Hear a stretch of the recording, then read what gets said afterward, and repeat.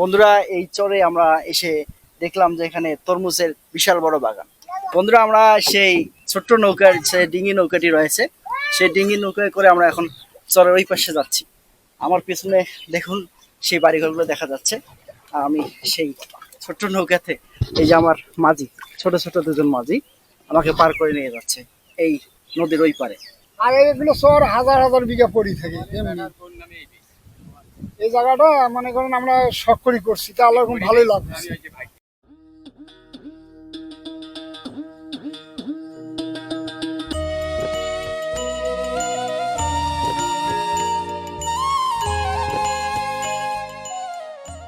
তিস্তা নদীর বুক চিরে হাঁটু পানিতে ডুবে মাথায় বস্তা নিয়ে ছুটে চলছে মানুষ। এই চরে না আসলে এমন সংগ্রামের দৃশ্য কখনোই চোখে পড়তো না।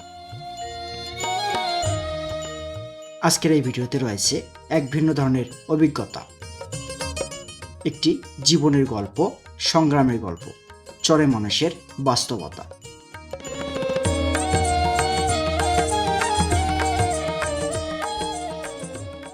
বন্ধুরা স্বাগতম জানাচ্ছি নতুন আরেকটি ভিডিওতে। আজকে আমি চলে এসেছি সেই তিস্তা ব্যারেজ।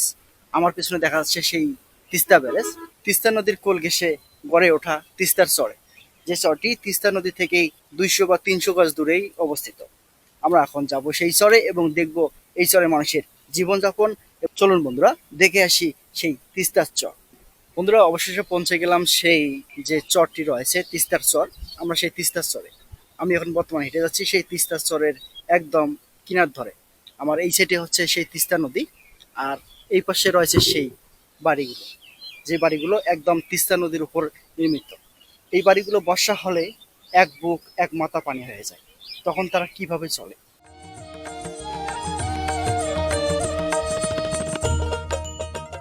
এইসব মানুষের মনোবল আর সাহস সত্যি অনেক বেশি। বাড়ির পাশে তিস্তা নদী, সেখানে চলে জীবনের সবকিছু, প্রতিদিনের কর্মকাজ। এই কষ্টের মাঝেই একটি ছোট্ট শিশুর মুখে হাসি যেন সব দুঃখকে হার মানায়।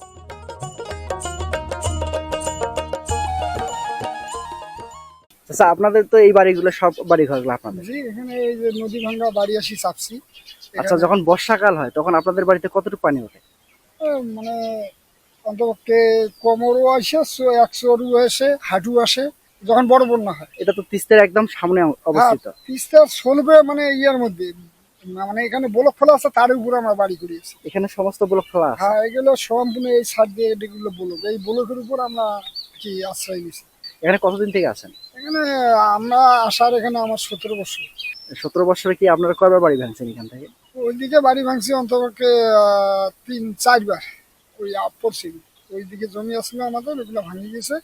এখন আমরা 4 বার বাড়ি ভাঙছি। আর এখানে আসার 5 বার। এখানে এসে 5 বার ভাঙছেন?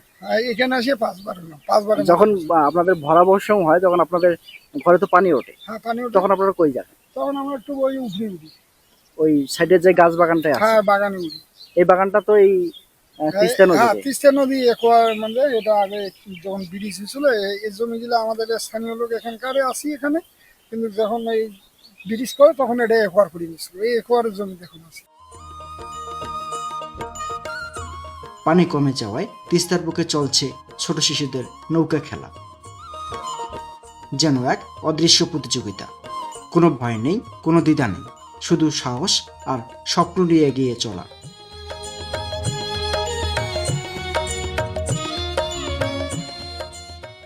এভাবেই গড়ে ওঠে তাদের জীবন। একবার ভাবুন তো, আমরা কি পারতাম এভাবে নৌকা চালাতে? এর অন্যদিকেই বাঁশ দিয়ে খুব মনোযোগের সাথে তৈরি হচ্ছে সবুজ ফসলের বীজতলা।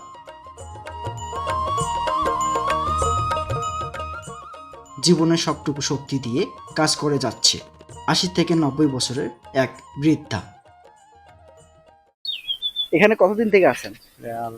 বছর 4 থেকে গেছে। আপনাদের যে এই জায়গাটাতে আছেন এটা তো তিস্তা নদীর? তিস্তা নদীর এলাকা, পুরো তিস্তা নদীর এলাকা।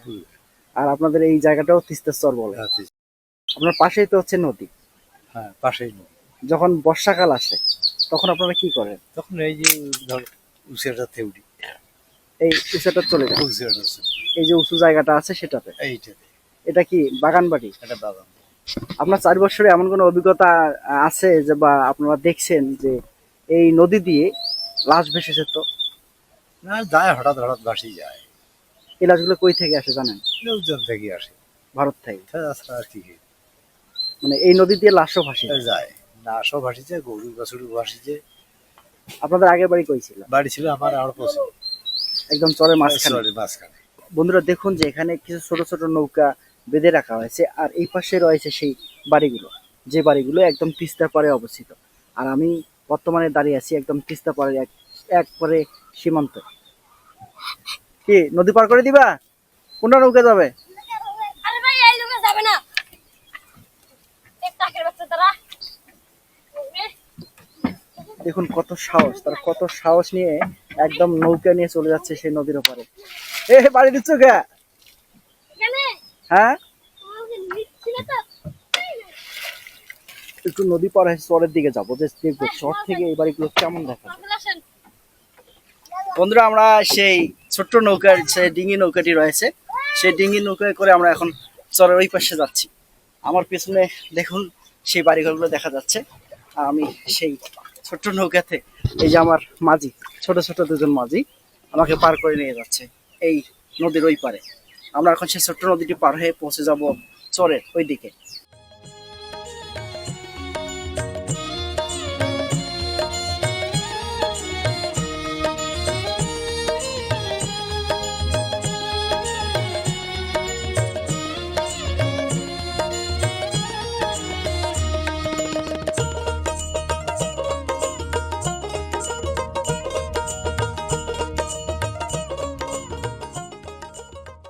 বন্ধুরা আমরা এই ছোট্ট ডিঙ্গি নৌকা থেকে চড়ে আমরা পার হয়ে আসলাম সেই চরে, যে চরটি একদম তিস্তার চর।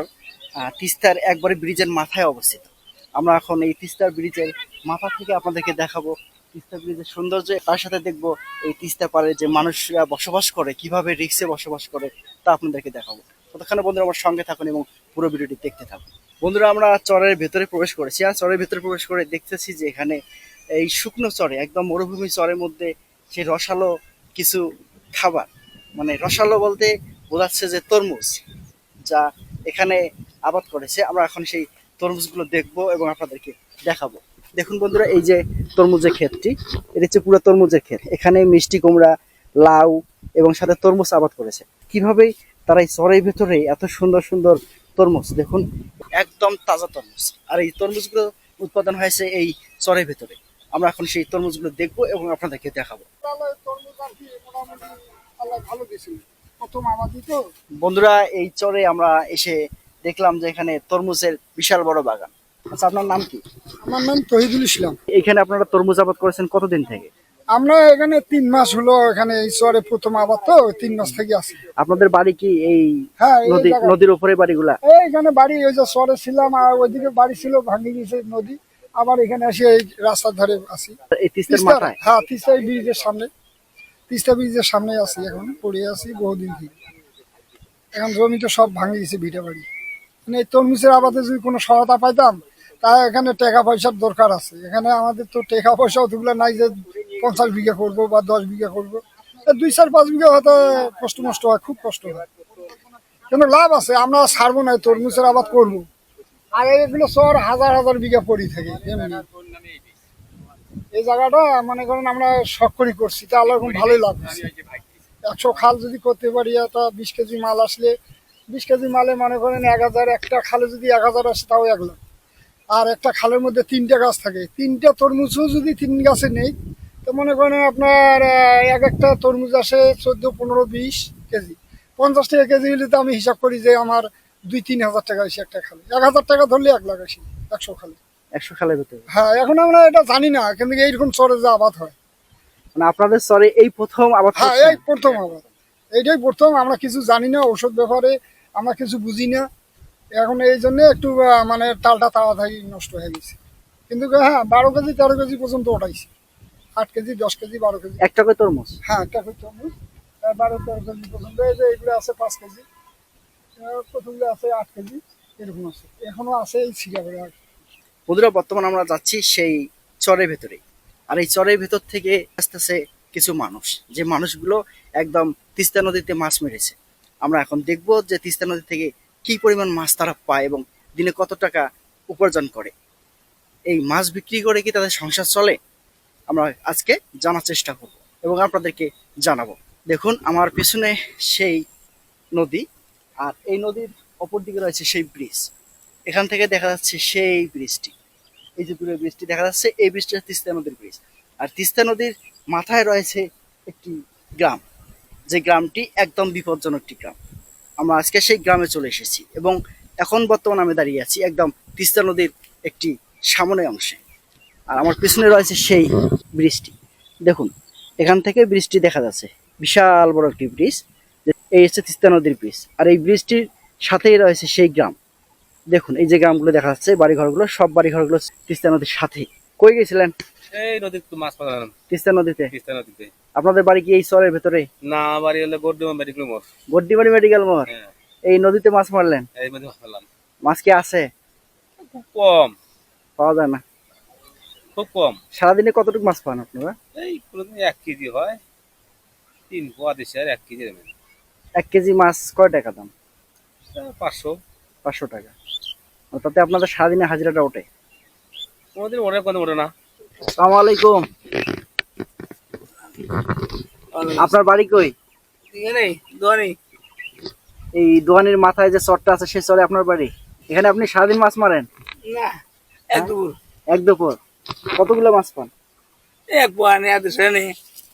1 পোয়া আদাসার মাছ দিয়ে কি আপনার সংসার চলে? খাওয়ার জন্য। আপনি কি সারাদিনে এই মাছগুলো পেয়েছেন? এই যে আসলাম 2 ঘন্টা ধরে, মানে 2 ঘন্টায় এই মাছ? এই মাছ। তাতে কি জীবন চলবে? এখন আসলাম, এখন বাড়িতে বসে, এখন তো কাজ নাই। মানে অবসর সময়ে মাছগুলো মারতেছেন? জি জি। আপনাদের চরটার নাম কি? তিস্তা এমন তিস্তার চর নামে পরিচিত? নামে পরিচিত। আর বন্ধুরা দেখুন যে ওনার সারাদিনের পরিশ্রম, এই যে মাছটুকু, এখানে সর্বোচ্চ 250 গ্রাম থেকে 300 গ্রাম মাছ হবে।